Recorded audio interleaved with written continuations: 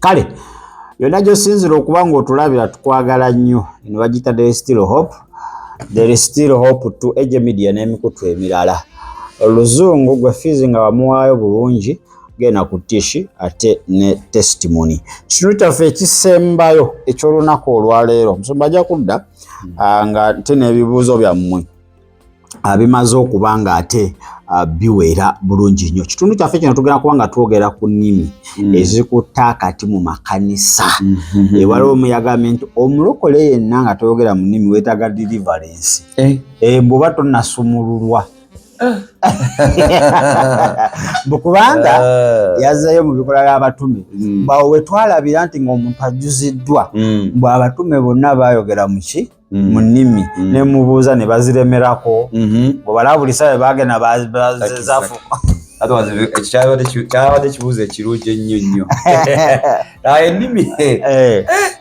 goodness ennimi naawe gy'oyitireeyo zaafuka ennyo ennimi wow ennimi kati ezikutuzuula buwulizi I don't know simanyi lwaki omuntu aba yakatandika kusaba wali n'omwoyo nga talanakukabayirawe ng'ekyamaze muwuli ddala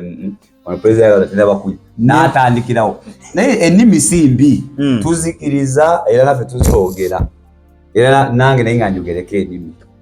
naye nga siziremeramu nnyo nnyo nnyo naye ennimi ki era oba walinga ekintu ekisinga kubeera misinterpreted nnimi mu church mu makanisa ennimi era wotayogera ennimi simanyi bakubagamba osi wa muntu n'ogera n'owulira mu kanisa n'overa nga toyogera ennimi bagamba nedda era singa oba nga bino byonna wenaku zino singa obeera nga oli mu kubuulira enjiri ku katuuti n'otandika n'oyogera mu nnimi ojja kulaba abantu bamu nga balowooza omwoyo waali nnyo in fact otubale twogerako gundi owedde video yokuwedde ku bintu ebisinza okunya abalokole oba obutakula mwoyo nnimi nazo zikoze kubanga abatena banakusaba ngagenda mu nnimi ate Katonda ayagalayo express kati ogenda kudda mu bintu mufo ky'okusaba obulire Mukama what's going on in your life okuba kwenenya mfa wenenye oli murara katayarara kati wenenye imagine you see Katonda yogera naffe Katonda yogera naffe naye ebintu bimisuusing like ng'ennimi number 1 oyogera ennimi kirabo Bible mu Makolinso egamba nti okwogera ennimi kirabo number 1 kyetegeeza nti si buli omu yenna ekirabo kigabibwa si buli omu yenna ntalina ekirabo ky'okwogera mu nnimi okay ate bali kunawula Pentecost bagira omuntu ne boogera ennimi I understand waliwo zino ennimi z'oyogera because otuuse ku ntiko musaala let you mark my point otuuse ku ntiko kusaala kugamba ate tusa kusaba n'otuka ku ntiko n'ogamba nti otuuse ku ntiko nga ky'osabirira tonakifuna in other words bano bayogera mu nnimi kubanga bajjudde omwoyo kiri Yesu Kristo kyabadde kyebasuubiza kizze essanyu ne libajjula ne boogera ki ennimi kati gwali mu kwogera ennimi ekyo ky'osabira okifunye anti naye ajjudde omwoyo kati omwoyo ate babagamba bakutwala okukubatiza okulaga nti ojjudde omwoyo yogerera nnimi mu mazzi oh my god ekyo kyabulimba nnyo nga bakunyikayo bati mu linnya erya Yesu Kristo oveyo rikatayaraba bagambe waawo Mukama amujjuza ekyo kyabulimba nnyo era banange mu kyaki gy'osumba temuli nnimi kati musa kizenzima kati ffe tukola bwetu number 1 bwetuba ku nnimi actually Bible egamba nti abantu boogera mu nnimi nga mu service babeere n'omuvunuzi babiri oba basatu wabeerewo atuula avunula Bible negamba nti kubanga tewaliwo avunula ayogera ennimi akole ki asirike Bible enfusa negamba nti ebirabo by'abaanabbi bifugibwa baanabbi olabwabanga nange naye nga mpaddeko obunabbi ng'omwoyo asi nempula nga ngerako obunabbi naye ekyamazima kiri nti obunabbi bwaba bufuga osobola n'okuleka n'otaboogera maybe mukama nakupunishing eri nenge ekyamazima bwaze nogawa sigenda byogera wano notabyogera. Yes, no jema. I mean kukulaga nti because kirabe ekyo subject to you osobola ogamba kati kankisirikire nosirikira obubaka bw'omuntu. Yes, number 2 tukoze ogenderede exactly. Number 2 osachula nga stand sako wena chobunabi stand ina chitiramu naleeta obunabi na oyina kwanga oli muntu ayigirizibwa nnyo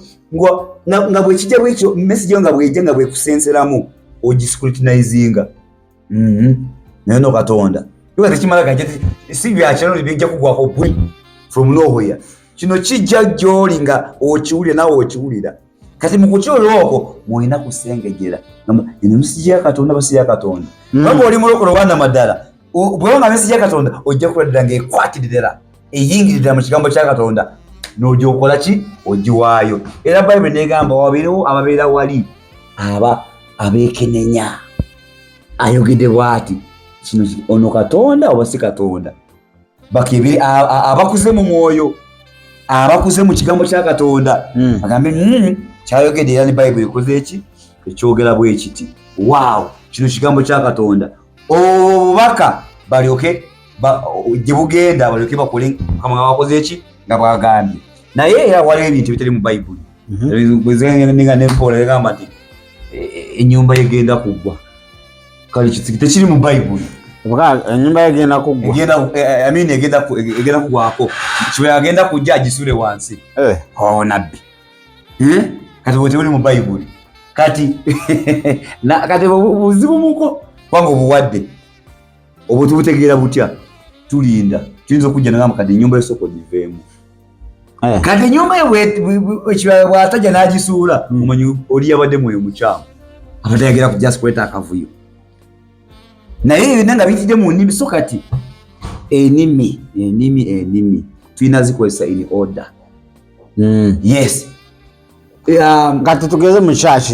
gy'osumba. Yes. Intercessor oba omwegezi ne mumuwa ssaawa emu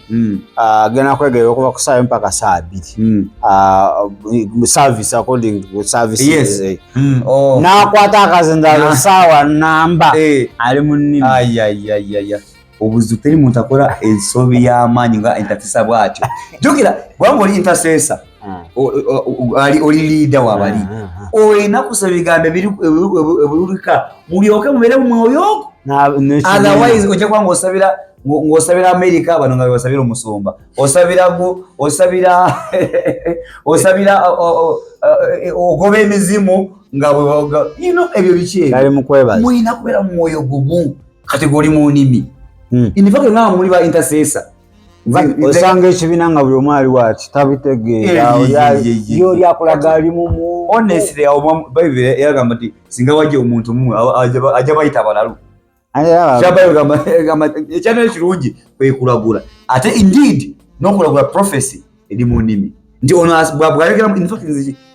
nze order jemba wairi wet mugende wali musabe tusabe nti wali asabe wali kusabira kazindero ba ya leader asabe nga Africa bwe tusaba nga bwe tuconnecting ono bwayogera mu nnimi tusoge tusirike tulina interpretation. Yes ekyo na of course kimanyi nti bwanga tuyina omuntu avunula ennimi ekyo kizibu nnyo ate agamba nammwe mugende mu nnimi kati bitugase ki by end of it all bitugase ki omugambe obadde oyogedde mu nnimi obadde oyogera mu nnimi nnyo kikyoleese lwabadde obitegeera gweddamu byange kati zino ennimi sikisiwakanya ennimi naye kino kyenjogera oba mulina ennimi kubanga oyagala kwogera ennimi genda mu closet yo ozisabire is okay mweyogere mu nnimi zo mu Katonda womunyumirwe bw'oyagala wanga byebikunyumira naye ate nze endaba ekyo n'ekyo nakyo kiyinza kukukosa gwe ngaazisaba because kijja kulimitinga ogeza naye ekyamazima in fact kala njogere bwe nti kwa nange naye anzogereko kampa omuntu amagezi bwe gati bwaba osaba mu nnimi nomanyi nti mukwogera ennimi zo ezo totegera by'oyogera stop you are wasting time. Anti abamu bamastalinga ebigambo of course je nataka kugenda mina kwezo nataka kubulira yo nokubulira enjiri nemwe dada endimi zogera ziri manufactured ngankula nzenga nsirika kwanza sima kogera mu ndimi wenyogere mu ndimi I can tell so abo ngama ndi chibadde chejagala nayo oli laba la ne from nowhere kale kwala chogede nyo necha yo muntu njimanyi nechikwata yo ngama ndimi is temuno ngama ne ubegede yogera mu ndimi encounter chijobade mu nekatoni ngazira titaina chasa kunyinyura zebane ngamba bwenti yake enze buwanga olaba endimi zoyogera temuli guidance you are wasting time nzibanga njogera endimi wangu yogera endimi fanya nti make sure olimu kufuna message kuveri wani likatoni that is okay maybe omoyo akuliko nyo the extent that tosa akolachi tosa kwogera ebigambo ebigulikika so olimu ku ataka tubana abasomba bategeka service za kuyigiza abantu kwogera ebyo bifu ebyo sibikiririza mu kwa ne Bible tekyaliwo ebyo tumi bifu kwate biri mu Bible oyiriza otyo omuntu enimi zina kuve wa Katonda tuli mu kusaba n'osaba nyino yingira mwoyo n'oyingira mu nnimi era kakubulire enimi zoyingidemo in the right way ziba ko message ojja kujonyonyera abantu Oluganda mwebale nnyo twebaza Katonda okubeerawo okwe era mu Oluganda wembadde nsaba nyingine mu wa Katonda era mukama message ojja message mukama ngambye bwati era mukama abade anji mukama ngambye ensonga lwaki bwenti ng'enenenyezooli kusaba n'ogenda deep n'olabanga mukama akuwanyiseeyo exactly ekyamaza kyali kimbaddeko nti oba kimbeerako tiŋansaba nensaba nnyo time nesonga sikyasaka okukwatira ebigambo biri direct awo nenjogera ebigambo naye nga tebiri gwabiwulira tebirina meaning enza abyogera ng'owulira connect and nimukwogera bulungi nnyo ezo ennimi entuufu n'ebyo kuyigiriza abantu ennimi abantu kyenalabye kinazudde abantu these false prophecy bana abobulimba kubanga tulina basumba by the way bakozesa direct amaanyi ga Setaani bako bino byogamba direct nate ennimi bazikozesa nnyo kubanga byayogera temuwuli byayogera temuwuli that's number 1 number 2 bwakwata omwoyo kambawe gunde eno Abuluganda nga tusaba tulina okwegendereza bw'ogulawo omutima go anything can enter omwoyo mubi gusobola kuyingira n'omwoyo wa Katonda asobola kuyingira kati wagamba bw'otandika kuyimba I surrender n'ogulawo omutima go oli nemutandika all of you speak in tongues ebyo sibikirizamu ng'ogamba abantu speak in tongues omuntu abantu ababulize bobulimba asakosa avenyeyo ng'otase kugera byotategeera n'owanga ekintu kikute n'akuyingizamu omwoyo mubi ojja lwana nnyo emyaka ogwejjamu naye ate bagamba wowulira njogera nnimi gwe gamba bugamya erisi in fact kasayogera bwati manyeyo mufere in fact zingakyogera bati baba alikwogera mysteries by the way by principle toyina kulisivinga kyotamanyi eyo nono abantu basibe barisivinze ebintu bye batategeera exactly era kivola tulina obuwambe bw'amaanyi nekisobola kwogera konti okubona bameka abagala okwogera mu nnimi wanika omukono nemuwanika aya wetegeke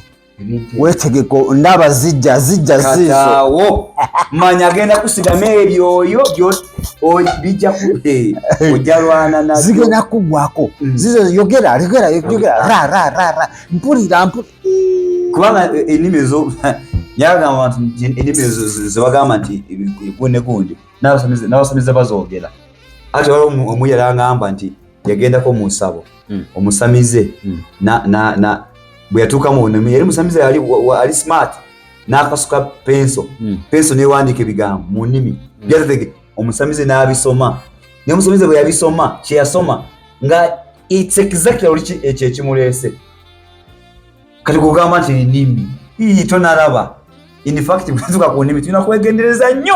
kubanga bandikusigamu ebyoyoyo ebiri kutawaanye ne generation yo yonna obusibe obusinga kati bulinawo bw'ogenda mu kyaki ne bayingira mu nnimi bwanga toziwulira saba Katonda omutima gwo kiri ky'ola mutima gwo yogere kiba kyoyogerera Katonda abantu yogera Katonda mu lulimi lw'otegeera exactly era bwanga oyingidde mu nnimi manya ky'oyogera Mukama si wabusi bitagenda kusibira eyo byotamanyi manya oyinza wanga toyogera ebigambo bibi kubanga ne Ana yasaba nenga tayogera bigambo niye muyeri ng'ayogera so mu nnimi nkusubira nti wanga oli mu nnimi oli mu kwogera ebigambo oli mu kusaba era you are spiritually sober n'ezo nnimi z'oyingiramu nga totegera byoyogera kubanga oli akulembera ojja kwesiba kyangu nnyo kuyingiza omuzimu naye ogufulumya bw'ogufulumya kyangu nnyo era kyangu nnyo era kamunene ukola establishment yes abamu kuba abakebeze mu kanisa zaffe ayingiza omuzimu naye ogufulumya ne musaba ne yeewaayo ne kimala n'emyaka nogamba kale laba owooluganda kyali kyangu nnyo ng'ojeema naye kati look at this okikutuusa so ennimi tulina kwegendereza tusigale ku bayibuli kubanga oyogera ennimi bano actually mujuliza ab'ebikola by'abatume bobali nga boogera ennimi ezitegeerekeka kubanga abantu bawulira ennimi ze bali mu kwogera naye zino ennimi ze mwogera nga tezitegeerekeka ezo nnimi ki anti kati abantu bali kwesalira omusango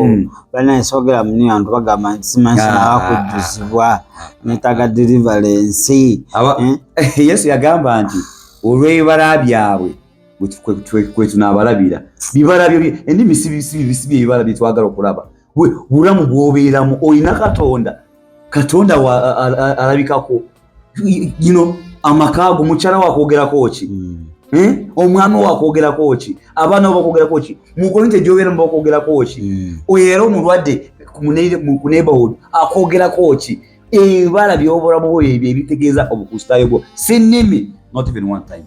balina okitegeera nti ennimi ekirabo Bayibuli egamba nti akuwanga omwoyo wayagadde exactly si pastor no so tobeera offended lwakuba toyogera mu nnimi exactly Katonda waffe mwesigwa ajja kubeerawo ate obutwogera mu nnimi tekiraga nti ogenda mu geena not at all by the way kanunako kayiseeko buli afuna omwoyo mutukuvu si must balina kwogera mu nnimi it's not a must zigamba olina kwogera mu nnimi okulaga nti ojjudde no si kyekyo omwoyo mutukuvu asooka mugwe n'okola ebirala mu byakola kubanga tusooka nti omwoyo mutukuvu ayogera mu nnimi kyokka nedda ayina ebirala byakola Einstein aleetedde nti ebirabo ebirala babisiza wansi exactly yes omwoyo mutukuvu awa obunabi asookako n'owa obunabi mwoyo mutukuvu so asobola kukako omwoyo mutukuvu ayina bintu bingi byakola so tetumusiba ku nnimi zokka kale obadde mulamu bulungi era omuzamiro gy'omukulu wa There Still Hope yonna gye twatandikidde okutuusa wano we tukomekereza olunaku olwaleero ekibuuzo kyo kiteeke mu comment section omusomo tujja okuba ate tumukomyawo nga tukyagezaako okutemaatema ebintu bingi ebigenda mu maaso mu mubiri gwa Kristo naye nga tanabagenda ndowooza agenda kubanga akuwayo ebigambo ebisembayo ate ayatuze n'abo abeetaga okuba nga beefunira Kristo okubeera omulokozi era mukama waabwe ate asabe n'okubasabira amiina mwebale nnyo abeekuumira era bakyekumire ku mukutu guno zirimu nsanyufu nnyo era nsanyukidde nnyo omuganda waffe ono akoze kintu kyamaanyi nnyo era tubaza Katonda olw'okuyimirirako ekibazo kusinga okuyimirirako ddala you have done tremendously akoze kintu kyamaanyi nnyo era wakuba ekicupu kitunda nnyo naye sawa Mukama era tukyasa ku maviivi n'ekituufu nakyo kitunda era Mukama nakyakitunda ennyo kubanga ensi kitunda nnyo naye ate kigwawo mangu yes origino yebeera tambula mpola naye yes era origino gyekoma okuyimuka yasanguza ekicupuli nekigwa era tuli wano tuli kwa ekicupuli twagala kirwanyisa nnyo era time egenda tuka nga ddala tekitunda nga tekitunda so kati ekisooka nga bwe twogedde nze ndi Musumba Joseph. Kanisa yange eyitibwa Original Gospel Church. Tuli ku Moses Road, ku Gaba Road. Gabawa, Ntebe Road. No. Gaba eri Gaba eri mu side ye Munyonyo. Kati abamanyi Kansanga, abamanyi Kabaragala, abamanyi Nsambya. Kati nkusembeze ekibuga, kuva mu kibuga Nsambya, oli Kabaragala, oli Kansanga, oli Bunga. Kati Bunga ku luguudo lwenyini waliwo ate oluguudo oluvako nga luyita Moses Road, awo wetuli. Kati watuuka Bunga, boda agigamba atya? Kati bwatuuka Bunga ogigamba ntwala kumpi ne ntwala ku ssomero. Isomero limanyi kwali bayita Emily's Education Center. Otuuka n'obuza the Original Gospel Church. Musumba Joseph bakumanyi era oba otuuse tosobola kubula. So oyo yenze era nze nga stickinga ku njira entuufu. Era bw'ojja tuwulira amazima matuufu, bw'ogenda nga amazima gakugobye tetubatina kyakola. Oba mwana wa kubula nti kati awo tuba tusaba esaala yaffe onywerere mu mazima. Era tetuli bangi naye tuna kye tuli Mukama bwe kasaba nga musukka mu babiri. Exactly. Babiri kudda waggulu. Yes. Kanisa. Exactly. So era tucompromising. Kati adyetaaga okulokoka. Gweweeteza okulokoka. Njagala kusabira naawe awulidde ebigambo bino olada nti ddala obuuze owulidde ddala tuteredde. Njagala kusabira Mukama akuwe okubikuulibwa otegere ddala ekkubo ly'olimu ddala ate kubanga oli mukyamu odde mu kkubo ettuufu. Ekiteeso wano naawe ali ng'obuyabuya gamba omusumba ono Mukama alina abaweereza be by the way. Bana nga tubamanyi nga gye bali. Mukama kulungamye era kutwala abantu abatuufu. Naawe nga tolokokangako oli awo yakola ebinyuma. Balaba baganye binyuma. Nze siri mulokoke naye njagala nnyo binyumira gye nsabira. Naye okwatula okwo kikulu nnyo. Oyina okwatula naawe ofune ku bulokozi Yesu Kristo bwe yagabira bwereere. Katusabe. Mukama tukwebaza era olw'omukutu guno tukwaza olwo yenna yeekuumiddeko atuwuliriza. Tukwebaliza ddala era tuli basanyufu nnyo olw'ekyo. Mukama tuli wano bangi batuwulidde oligambye etwogedde tusabira abatategedde Mukama tukuva eyongera obategeeza